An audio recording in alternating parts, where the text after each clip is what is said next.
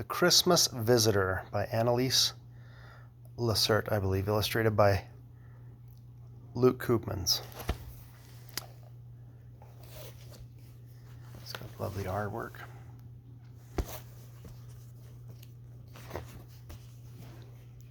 Title page. The village street was empty and still. Snow drifted silently from the darkening midwinter sky, and a few birds huddled together in the bare trees. There was no one about.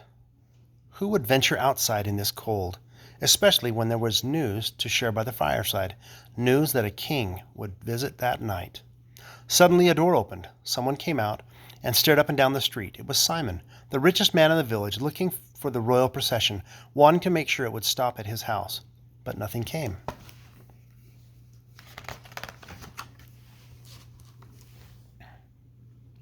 Simon went back indoors and called to his wife Sarah.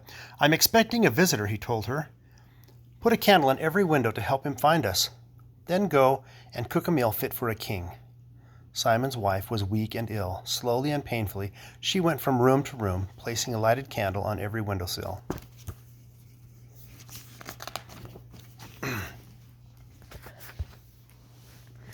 As Sarah came to the last window, she heard a loud knocking.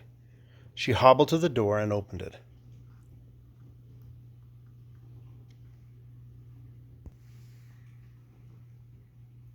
On the doorstep stood a tall, thin man, dressed in rags.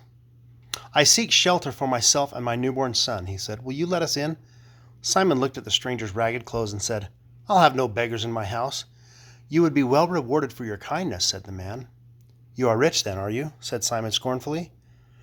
"I can give you the greatest gifts of all, but I have no money," the stranger replied. "A poor beggar, just as I thought," said Simon. "I can't have the likes of you loitering around. I'm expecting an important and wealthy guest. Be off with you." "Oh, Simon," Sarah said, "we cannot send this poor man into the cold without at least giving him something to warm his stomach." With that, Sarah led the stranger inside and brought him food and drink.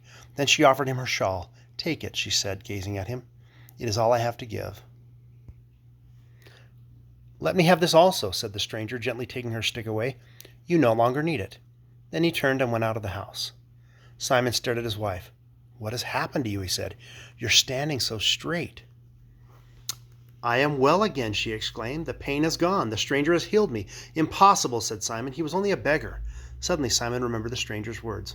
"I can give you the greatest gifts of all." Could he have been the king in disguise? "What have I done?" he cried. "I must bring him back." He put on his cloak and boots and ran after the stranger. Simon heard someone calling his name from far away. He followed a trail of footprints in the snow, but didn't find the stranger. Instead, he saw an old woman crying. On any other night, Simon would have turned away and walked straight past her, but now, to his surprise, he stopped and asked, "What's the matter?"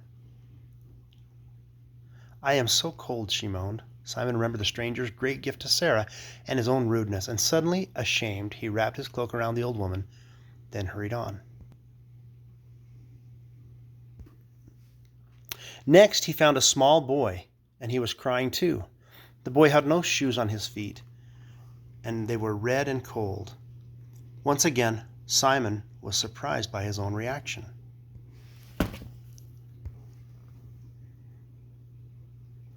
He immediately pulled off his own boots and warm socks and gave them to the boy. Barefoot now, Simon walked off without waiting to be thanked. Again someone called his name. This time it sounded closer, but still he saw no one, so he kept following the tracks in the snow. When he had walked a little further, he found an old man sitting under a tree.